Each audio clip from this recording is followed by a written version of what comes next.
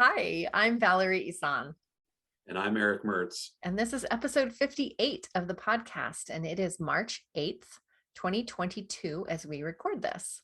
Today, we're talking about genre expectations. First, a couple of announcements. The registration is currently open for the Writer Craft Writing Retreat and Workshop, and the registration closes April 2nd. So, this is your last opportunity. This month is the last opportunity to buy a ticket for that retreat. And this podcast is sponsored by our patrons at patreon.com/Valerie Isan. What are you reading? Oh boy, I actually started. Now, anyone who listened to the last podcast knows that I brought the wrong book on my trip. I picked up the book I was gonna take. It's called The Girls by Emma Klein. It's fiction. It's sort of like late 60s. It's about girls who get sucked into a cult. And she is just an amazing writer. She's so good. The sentences just sweep me in. I can't put it down. Awesome. I can't recommend a book any more highly. It's one of those things too where the first paragraph, you're like, I'm in for the ride. That's It's awesome. amazing I'm writing. going to write that down for the show notes. So it's called The Girls The by Girls, Emma Emma Klein. Klein. Is that C? N Klein. Cline. Okay. Fabulous. Cool. Awesome. What are I'll you have to reading? check it out. Well, I had started White Magic by Alyssa Washuta, and it's very interesting and very important to read, although I was finding it kind of heavy at a time when I couldn't really manage heavy. Right.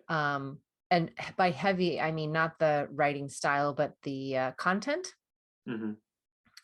And so I shifted to an easy mystery novel called Skeletons by Kate Wilhelm. So I'm almost done with that one. And then I can read some more White Magic. What's been going on in your world? I was just going to say the timing of books is kind of half the experience, right? You read the right book at the right time, it's going to be magic, and if it's not, it's going to be a struggle. I'm busy. Like, I'm work-wise, I'm working on some short stories as probably for the next week or so. I've got some short story ideas I've been working on, and then it's into the last draft of Chasing Shadows. I just put the cover out there for the world to see. Yeah, and I think you were right that it may lead to kind of rebranding a couple of other covers, at least one of another book in the series, because it's a little off of what that is. But when I saw that cover, I loved it, and I had to have it.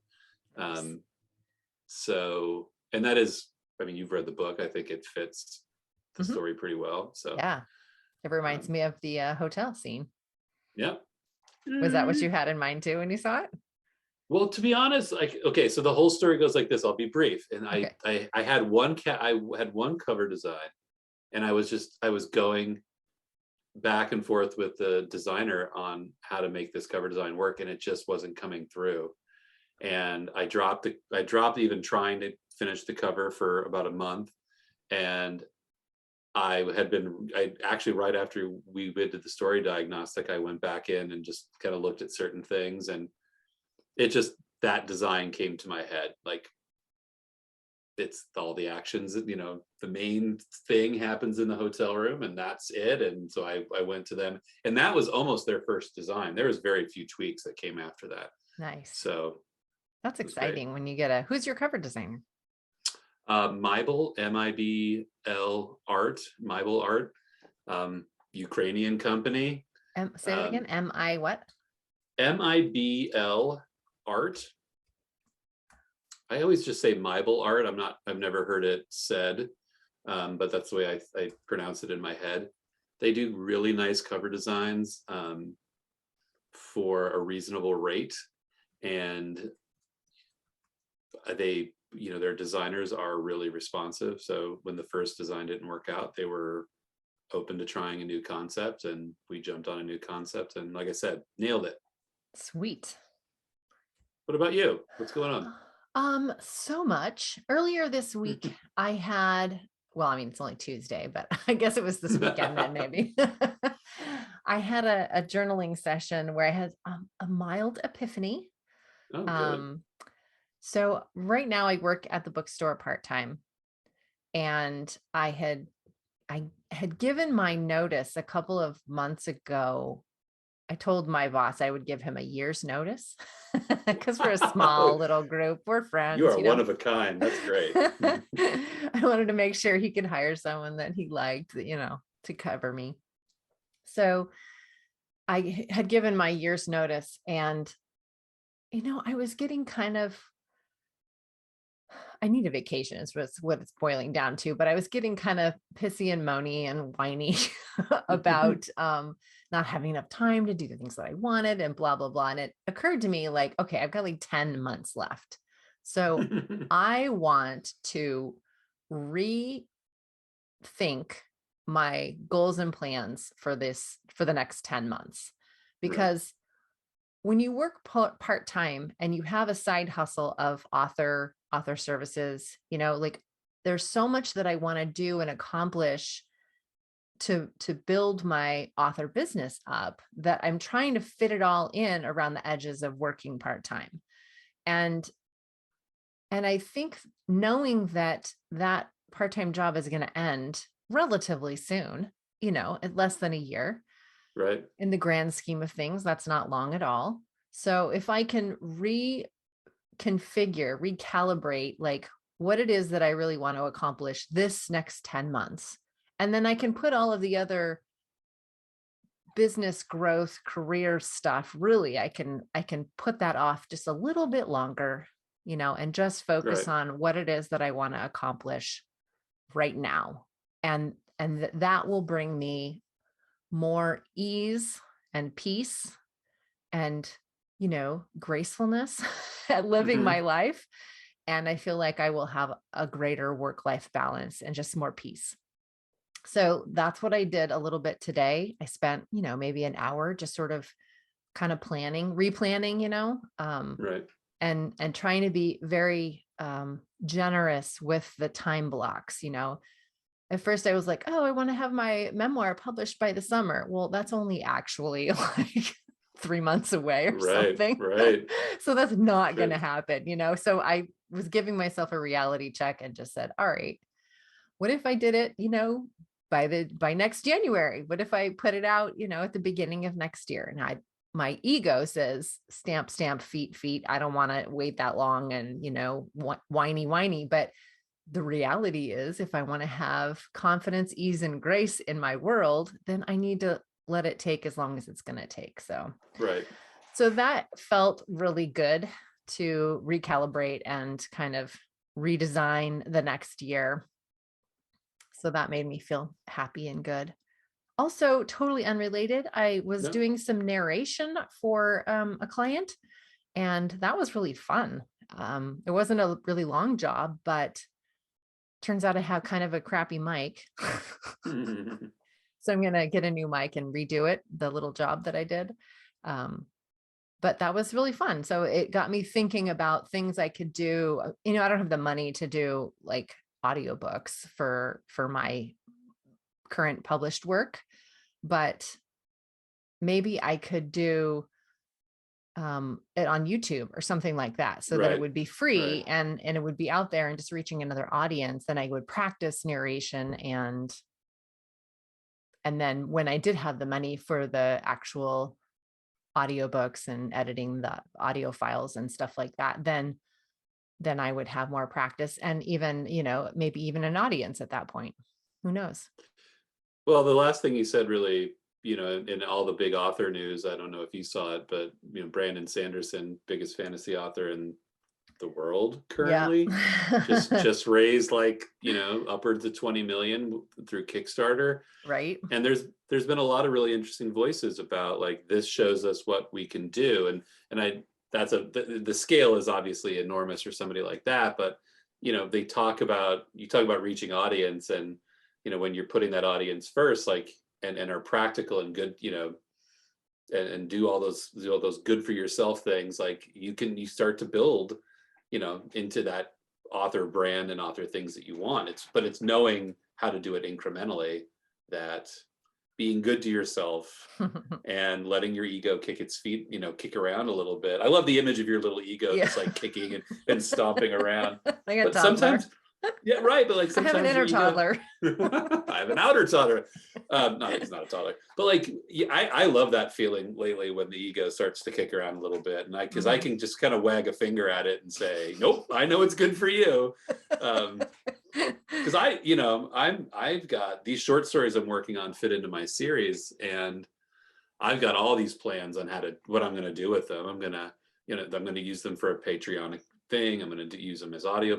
I have like a million plans, but I can't make it go any faster. I can't, and I want to put all the things aside to do those things. And I can't, I have work, I've got life. And so, yeah, let that little ego kick its feet around. I love it.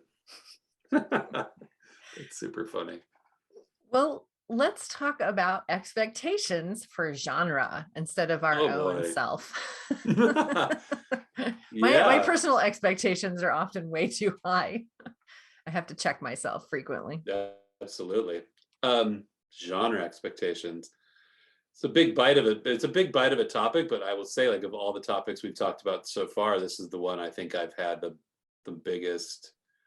When you talk about epiphanies, right? Like, for me, this has been my most recent author epiphany, and that is, and I just wrote a blog about it. It was this idea that I, as the author in a genre, am not dictating the genre expectations to the reader. It's the other way around. It's the reader has an expectation when they pick up a book with a cover or off a shelf or out of a digital category. It's their expectations that I'm striving to meet. I'm not telling them to come to me. I'm needing to bring those things to them. Right. That was a big thing for me. Yeah. And when the author breaks those reader conventions, those genre conventions and the reader expectations, and the reader gives negative feedback, like a 1-star review or just complains that the story doesn't work or something like that, sometimes they don't know why it doesn't work. Right.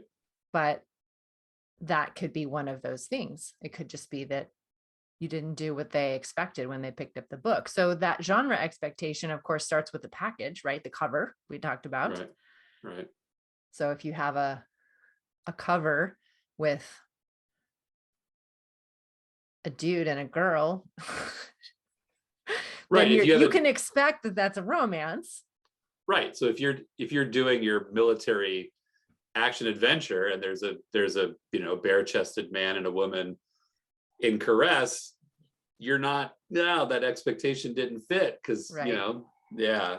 And you see that a lot. If you look at I do a lot of research. I don't know about you. I go on Amazon sometimes and I'm bored and I hit category and I start looking. And the further you get down in a category, the more that cover veers away from that expectation. And that's why in some cases they're further down the ranks. Yeah. So other than packaging, and then also knowing what genre you're writing in, which sometimes we don't, we think, oh, I'm writing mystery, but really what you're writing is, urban fantasy with the detective, and that's different than mystery.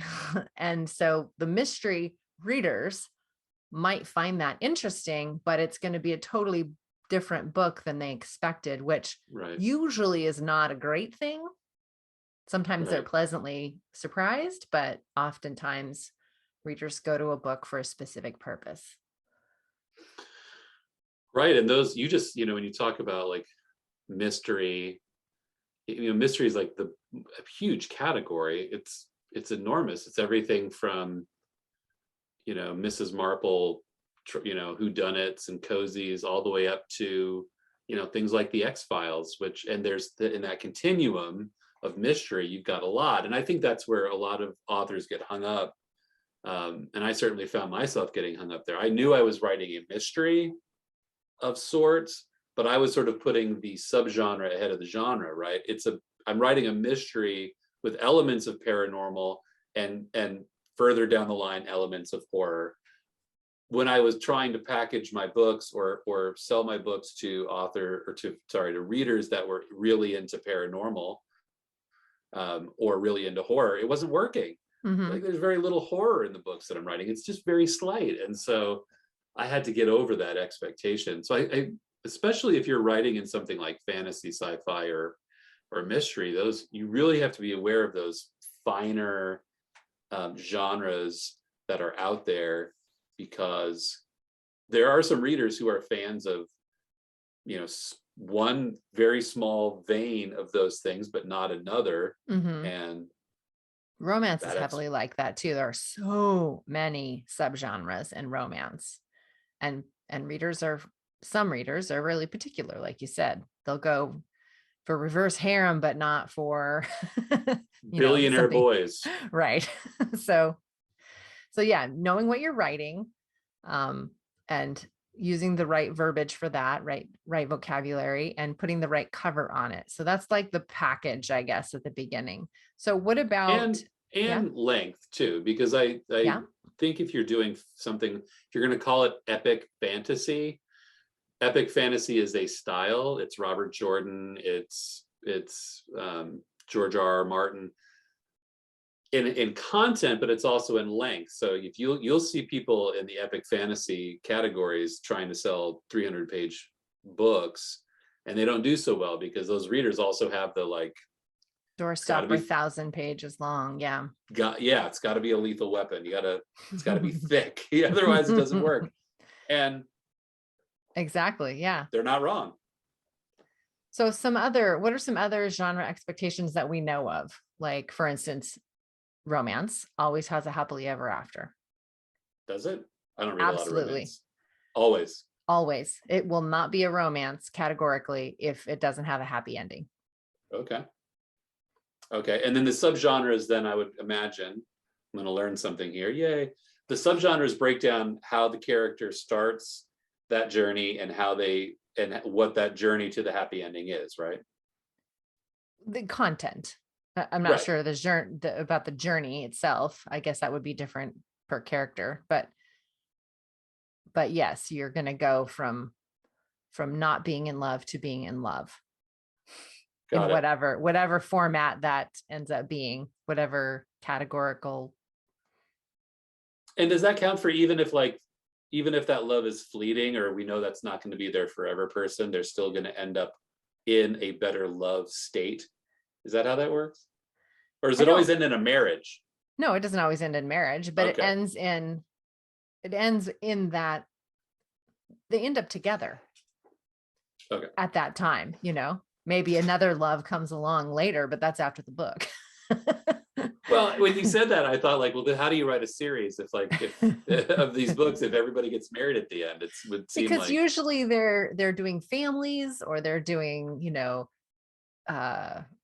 one of a popular, I don't know if she's popular anymore, but Maria Force used to write about towns, so like all of the people in the town she would write about separately. So it was linked together by families, or maybe if it's three brothers. Rachel Herron did a Ballard Brothers trilogy. So each book is cool. Actually, that sounds really cool. I would really like that. I love it. Okay, so romance ends happily ever after. For mystery, you got to start with a dead body, right? Like at the beginning of the book. Yeah, I think that's the standard sort of, there's the who done it, why done it, how done it sort of, but what one way or another, the smoking gun, the body is resolved by the end of the story. And whether that in a mystery series, evolves out to something bigger, like perhaps that first initial body leads to a conspiracy, and that's book number 2. You're in one way or another, a mystery. Yeah. The body, literally or proverbially, Yes. is the beginning. Thrillers often have, well, there's got to be the monster scene, right? Like not the monster, but like, they've got to Bad guy confrontation. you've got to have I was thinking, my son plays video games and he talks about the big boss scene, right, where you boss level. fight so you've got to have that in the thriller somewhere. And I think the thriller, more so than the mystery, is dependent on a visible and tangible bad guy. You have to have that. In a mystery, the hero's chasing the clues and trying to solve it, whereas in the thriller it's a little more like that while the hero is chasing the clues and trying to solve the thing, he or she is also being chased at the same time. There's something pursuing them, and that implies a monster bad guy who's going to show up. So when we think about the range of genre expectations and whether they're met or not, so if the genre expectations are not met at all, like this is totally underdeveloped, the author hasn't made it clear, it's going to be an undefined or unrecognizable genre. Like there's just too much mashed in there. Too many things are going on. You can do mashups. You can do, what are they called? Cross genre. You can write in a cross genre. Yeah. Lots of people do that and it works really well. You write cross genre with the paranormal mystery and it works amazing. But you've made those two clear and defined in your writing style and in your cover. And there's one, sorry, I didn't mean to jump you there, but there's one, what I've learned, the thing I learned from an audience that, who gave me feedback and who I stubbornly didn't listen to for a long time. So if people are giving you, if you're listening to this and people are giving you that feedback about genre, listen, it's really important. They're your readers. But I recognize that, yes, I do play in that cross genre space, but structurally, I'm writing a mystery. It's about a person trying to solve a crime. The elements of paranormal and the really slight elements of horror that I use are subservient genres to that bigger genre. So I think that's where the cross genre thing, you need to think about it before you dive into it. What is the lead genre? If it's science fiction and you're writing, science fiction is the literature of ideas, then you're gonna, you need to, but you're also gonna add some horror to it. Then you need to make sure that you're leading with science fiction and satisfying those genres, and then coloring in your stuff with that other stuff. I think too often you see people who are writing and structurally the genres are competing with each other, and it's like having two different songs going at the same time. You can never hear one. Oh, that's a great visual. Yeah. I also heard somebody say on a podcast years ago, and I don't remember who it was now, but it totally stuck with me. They wrote horror, but it was, or thrillers, excuse me. He wrote thrillers, but they were, his writing style was very literary. Right. But he didn't want to market it as a literary novel because there isn't a lot of sales for literary novels. So thrillers sold much better. So he marketed it as a thriller with the literary read. Right. So you can if you're trying to pick what genre your book is, it's the main story, like you said, the main elements of it, but also, how do you want to market it? Right. If you can get away with marketing it as a thriller, because it is a thriller, it's just got, pretty prose, market it as a thriller because you'll do better in sales. Right. Right. And I think, I think that all the genres sort of have that they have some sort of writing style implied with them as well. I mean, I think you have to have, if you're writing in the sci-fi or fantasy genre, I think you need to have some, you need to write in a language that incorporates words and settings and things that people don't know. You have to sort of almost invent a language. Yeah, there's a lot of world building. world, that's part of that Hmm. magic. And if you're not doing that, then I think your reader's not going to be satisfied if it's Right. So what do you think about like YA? I've heard is generally written in first person. I mean, it's not always true, obviously, but right. I've heard that. and that in romance, often there's the 2 points of view characters swapping back and forth, telling I the need to same read more story. romance. I need to read more romance. That's what I come. I don't read a lot of Uh, romance. There was a time when I thought I could write romance, but really what I write is women's fiction. I don't right. like the happily ever afters. Well, it's not real, right? Not It's every story ends with that. yeah, so I like yeah. So I it's have women's okay, fiction but instead. the few romance books I've read, that I've noted that as being and that works for rom-com films too as well. You do have the lead character, but there is that alternate Hmm. back and forth. You have to know how the other person feels for it to be love. And I don't know, because I don't write romance. I don't know if that's actually obligatory.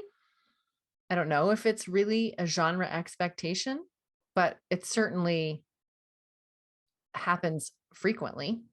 Right, right, So if we go to the other side of the spectrum then to finish oh, out the conversation, we started right, with like the underdeveloped. Nobody knows what this is. It's unrecognizable. So right, if it were excellent, if the genre expectations were met excellently, so that would mean that, like you said, there's a primary genre. It is defined. It honors all the conventions, the obligatory scenes, but it also creates new and exciting elements like your paranormal little horror right, tinges to your mysteries. Um, right. but I it's think still that's how within you. the reader expectation still. Right, right. You're meeting the reader expectations in a reasonable way, but also I always think of it like meeting reader expectations is permission to push them a little bit and to Mm, give them something new. If you give them that, if you plant that seed, if you set up that intrigue, if you make them start asking the questions that they expect to ask, you can give them the answers that you want your story to give them. But you can't put new questions in a reader's head. You can't. That's what I've struggled with early on. It's like I want to redefine this genre and make them look for something different. And these parts of the book, it wasn't going to happen. So I needed to like give them all the mystery beats, and then when they when they're asking those questions, well, why did this happen? That's when I get to twist it, right? I mm-hmm. get to play with that a little bit. Or who done that? Well, I can twist on that because I've got you asking the question you want to ask. Now I'm going to give you a different answer. Um, that's like I think that's the reader writer conversation when it comes to genre. When I think about genre expectation, I also think about emotional tone, or Mm, maybe not emotional tone, but like the vibe that you're going to get. So mm, if I've had a really rotten day and I just want to like tune out, I will often put in a movie that I've seen a gazillion times before and that has always brought me comfort, like right. Sabrina or Pride and Prejudice or Oh something yeah. like Oh, that. there you Something go. that It's comfort food. it is comfort food, but I know what kind of experience it's going to give me. And so that's why I want to go back to that. So that's why people Right. read in a genre, because they have that, I don't know, that emotional resonance that they know they're going to get when they read this kind of book. So thinking about like what kind of emotional experience Mm, do you want your reader to have, and then make sure that you're writing to that experience. I mean, I never thought of that. I've never consciously thought about that. I guess when I hear you say that, I recognize that that's a conversation that I've internalized, but that's great. I mean, yeah, you're right. I think when a person and like it's also environment too. If that romance reader is reading on the bus on the way to work, or it's their at their end of the day release, it's their book in the bath, then like Mm-hmm. you don't want to mess with that time because the reader will find something else. That's reader expectations, like where it comes to a hill, right? There are a lot of options. And if you're not going to give that person who just needs to tune out the ability to do it, they will tune out elsewhere. Yeah, I love that. I will now consciously think of that. Like, what is that emotional experience? When I read fantasy, I want to go on an adventure. I want to travel somewhere. And if I don't get that, I put it And down. and when I read memoir, I want to know how this ordinary person lived through this extraordinary circumstance, or I want to know how the ordinary person lived through ordinary circumstances, but how it changed them extraordinarily, Right. and how they became a different person at the end of the book. And I like knowing that it's true. It's a true story. That's the reader expectation for memoir, that it's true. With the Right. little, you know, parts about memory and Right. changing names for privacy's sake and the compression of time. Right. With those literary devices, the book is true. The story is true. So that's why I Right. like to read genre, or read memoir. Cool. Interesting. I think this is one of those conversations that I think I think it's going to continue to evolve. I mean, I was Mm-hmm. thinking about it before. Like, I think as the more and more, um, I think as book publishing evolves, which it is massively, as it's doing all the time, and I think we're only seeing like the middle of it. It's like audiobooks and micro reading and people selling things. We were talking about Patreon and all those things. It's like, as those storytelling evolves and becomes different, I think there's those genre expectations are going to evolve with them. I think being aware of, if you're going to do short form this, or if you're going to do podcast. I mean, we're kind of getting off. I'm kind of getting off the track a little bit, but I think that being aware that what the series you're writing today, might 2 years from now, there might be a new genre that emerges that Mm-hmm. captures some of that readership,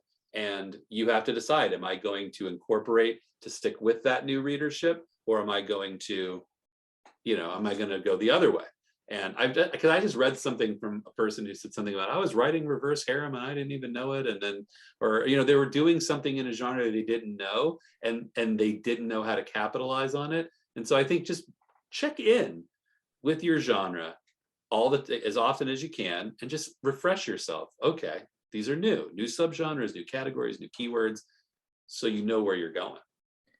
That's excellent advice, because also, like, I've had clients before where I've read their book, their manuscript, and it doesn't seem like the reader expectations would be met, because they were mirroring isn't the right word, but they were writing in the style of Right. this other author that had been dead for 20 years, So Right. that was cool science fiction then, but maybe not so much now. The reader expectations have changed. And I think that's what you're talking about. Like, stay current, read what's current now.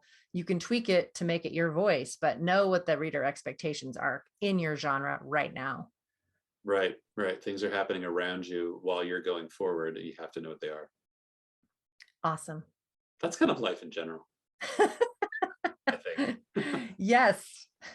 May So you, what is the one what oh, is the one thing we're taking away from this? Like, what if you're gonna you're gonna give somebody one thing to take away? What read in your is it gonna be? genre. Bingo. Yeah. You just took mine. You just took mine. I Sorry, gotta come up with sorry. a new one. Well, I liked If what you you said earlier about listening to your readers, Yeah. because I think also, I mean, there's a little story in our industry going around. I think it was Joanna Penn was writing something, thriller or something horror. I don't remember exactly what she said she was writing. And then all of a sudden someone said, you're writing fantasy, right? And she just didn't even know. So she Right. has a trilogy now that's a urban fantasy trilogy. Then she was Right. writing it under a different genre. So know your genre, read in your genre, but also Right. listen to the other people around you, so you know exactly what it is that you are writing, so that you can market it Right. to the right people Right. that want to read it. And to say, like, reading in your genre has never been easier. Never been easier. Get a Kindle Unlimited account, get in Mm-hmm. there, you download some books, read them. I always tell clients who are looking at, fiction or wanting to understand fiction, like, read the things that are popular in your genre and then work your way down and read things that are struggling, and you can see the difference. You know what you're going for. You're going how those different things work.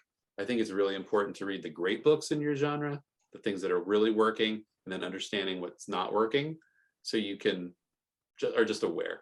Mm-hmm. Excellent. This has been fun. This is a Yeah. great one. I could talk about genre all day. I love it. All Awesome. day. Well, I will see you next week. I'll see you next week. And we'll have another conversation about craft and creativity. Looking forward to it. Right on. See you next time. See ya.